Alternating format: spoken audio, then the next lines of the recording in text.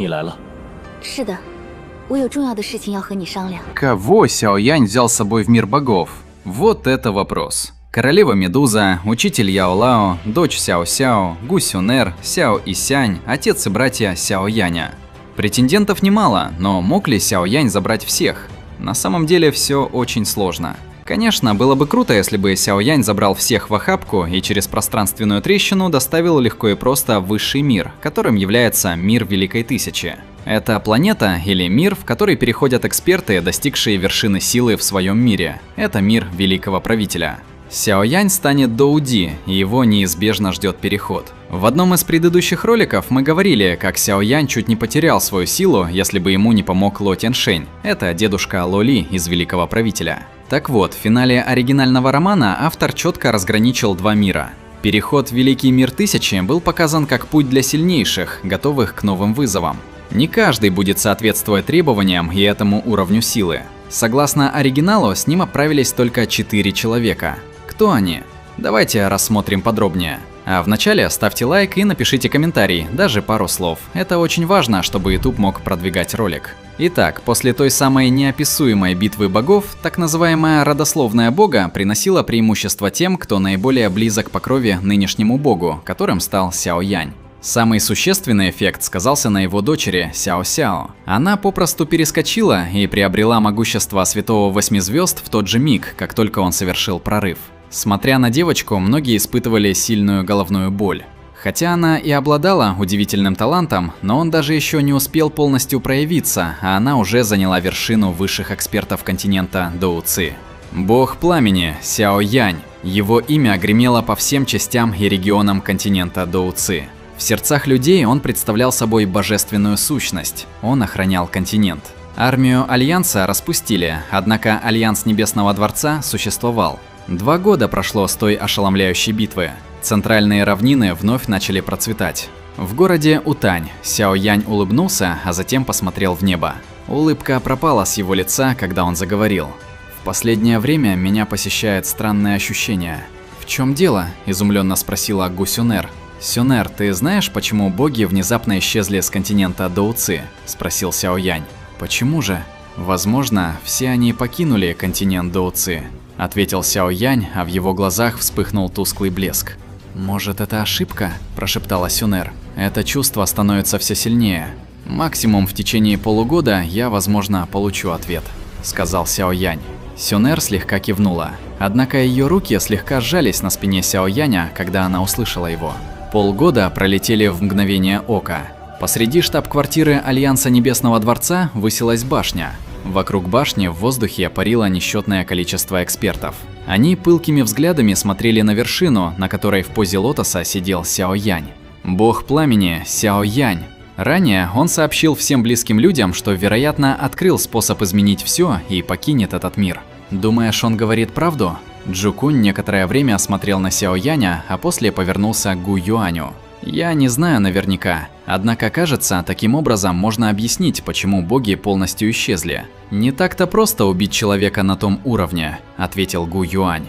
Джукунь вздохнул. В его сердце сейчас плескались очень сложные эмоции. Если Сяо Янь говорил правду, то они больше походили на туман внутри колодца. Тишина в небе продержалась на протяжении половины дня. Вдруг, откуда ни возьмись, посреди неба вспыхнули загадочные колебания, когда солнце начало садиться. Люди задержали дыхание, так как они были шокированы подобным феноменом. С течением времени волна искажений постепенно увеличивалась. В определенный момент Сяо Янь открыл свои глаза. Столб Ци, который как будто бы способен проткнуть весь мир, выстрелил из его головы. На глазах у всех он устремился в сторону загадочных колебаний. После столкновения столба Ци вместе с теми искажениями, посреди пространства открылся проход, который больше походил на тот, что мог соединять различные планы. Когда появился туннель, Сяо Янь сразу поднялся на ноги и с серьезным выражением уставился на туннель. Он ощущал знакомую ауру. Ци Истока. Это была Ци Истока или божественная энергия, которой уже полностью лишился их континент. Именно в ней и заключалась невозможность ныне живущих экспертов прорвать барьер в класс бога. Весь мир замолк в этот миг. Джукунь и Гу Юань раскрыли рта от увиденного. Буря эмоций вспыхнула в их сердцах. Когда появился тот туннель, они четко ощутили, как их сила, которая не получала развития на протяжении тысячи лет, начала проявлять признаки роста. Они очень взволнованно смотрели на туннель. Прямо в их душах вспыхнула сильная дрожь. То чувство ясно говорило им, что если они войдут в тот туннель, то точно сумеют прорваться через барьер Святого Девяти Звезд, на котором они застряли 1000 лет. Сяо Янь глубоко вдохнул. В его спокойных черных глазах, в которых уже давно не мелькало никаких ярких эмоций, вспыхнуло ожидание. Его кровь вновь забурлила. Конец, возможно, своего рода новое начало. Улыбка всплыла на его губах. Возможно, перед ним раскроются абсолютно новые пути. Прошло некоторое время. Говорится, что целое десятилетие. Сяо Янь ждал, когда другие тоже достигнут уровня бога, чтобы вместе покинуть континент. Сяо Янь обернулся и, увидев прекрасное лицо Сюнер, слегка улыбнулся. Получилось? Да, благодаря тому, что ты открыл проход в тот таинственный мир и перенес оттуда изначальную Ци. Иначе в этом мире по-прежнему никто не смог бы стать императором Дауди. Сюнер легко кивнула. Представьте, она тоже стала Дауди, как и Сяо Янь. Она подняла руку, и во всем дворе мгновенно расцвели сотни цветов, наполняя пространство жизненной силой. Подобная мощь уже давно превосходила предел пикового святого. Похоже, Цайлинь тоже скоро завершит уединенное совершенствование.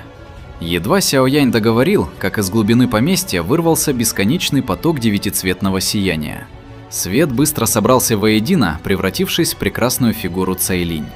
Потянувшись, словно после долгого сна, она улыбнулась.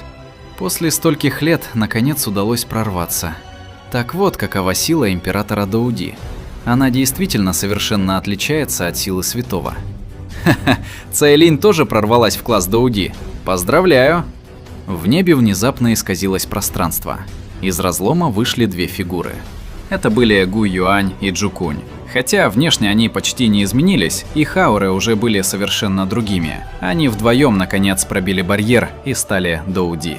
Джукунь рассмеялся. Хотя он сам стал богом, он все еще не мог определить истинную силу Сяо Яня. За эти десятилетия тот снова стал значительно сильнее. Сяо Янь беспомощно покачал головой. Я и сам не знаю. Император Дауди – высшая ступень этого мира. Что находится выше нее, не знает никто. Но одно он понимал совершенно ясно. По сравнению с тем моментом, когда он только прорвался, его нынешняя сила возросла во много раз. Даже такой противник, как Хун Тяньди в свои лучшие времена, уже не смог бы создать для него никаких трудностей. Подняв голову к бескрайнему небу, Сяо Янь тихо произнес: «Возможно, ответы находятся в том мире». Глаза Джукуня вспыхнули. «Мне очень любопытно». Сяо Янь повернулся к Цайлинь и Сюнер. «Вы готовы?» Обе девушки переглянулись и одновременно улыбнулись. «Эти малыши и без нас прекрасно справятся. Сейчас на всем континенте никто не осмелится их тронуть. Мы уже все им объяснили. Когда они сами достигнут уровня Дауди, обязательно найдут способ разыскать нас». Сяо Янь молча кивнул. Он глубоко вдохнул и вновь посмотрел на бескрайнюю пустоту. На его лице появилась улыбка. Такая улыбка не появлялась уже очень много лет. Тогда отправляемся. За десятки лет спокойной жизни я уже почти забыл, что такое настоящее сражение. Сяо Янь медленно поднялся в воздух. В тот же миг все небо покрылось плотными тучами. На десятки тысяч ли вокруг небеса потемнели. Бесчисленные сильнейшие мастера потрясенно подняли головы. Оттуда исходила ужасающая энергия. Под взглядами всего мира пространство над горой начало стремительно искажаться. Тучи закрутились, образовав огромный черный проход.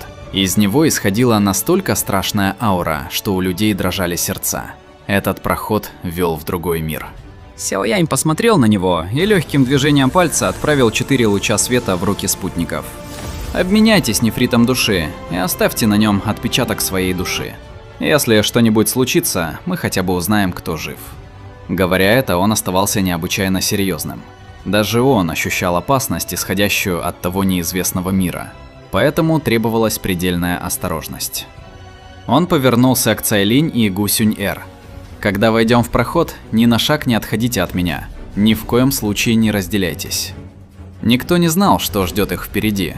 На континенте Доуци они были непобедимы, но в том мире все могло оказаться совсем иначе. Если они окажутся порознь, Сяо Янь никогда не сможет быть спокоен.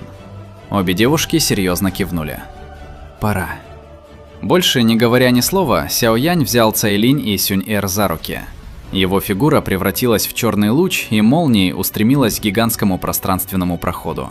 Следом за ним, стиснув зубы, полетели Гу Юань и Джу Кунь. Бесчисленные люди на земле смотрели вслед 5 сияющим лучам. Многие уже поняли, что собирается сделать Император Пламени. В одно мгновение по всему континенту бесчисленные люди преклонили колени. «Да сопроводим Императора Пламени! Да сопроводим главу Альянса!» Их голоса слились в один могучий поток, который взмыл к небесам и еще долго эхом разносился по всему миру. Яо Лао молча смотрел на исчезающие в небе лучи света. Тихо улыбнувшись, он пробормотал: «Малыш, тот мир в десятки тысяч раз удивительнее континента Доуци. Когда я однажды достигну уровня Императора Доуди, обязательно отправлюсь туда. А к тому времени тебе лучше завоевать какую-нибудь территорию, чтобы твоему учителю было где спокойно пожить». А как же Сяо-Сяо? Ее не взяли с собой? Она была слишком молода, когда вознеслась, хотя благодаря пробуждению родословной она достигла уровня 8 звезд Доушен, она не стала императором. Ее оставили на континенте Доуци, чтобы она позже отправилась в Великий мир Тысячи самостоятельно или через проход после того, как она достигнет уровня Доуди. Что касается остальных близких Сяо Яня, они тоже не отправились с ним в мир богов сразу после его прорыва в Доуди. Они остались на материке Доуци. Но мы же видели Яо Лао в Великом Правителе. Это верно. Если вам интересно, что произошло потом со всеми персонажами, ставьте лайк и пишите комментарий. Вас ждет крутой разбор. Спасибо за просмотр и всем пока.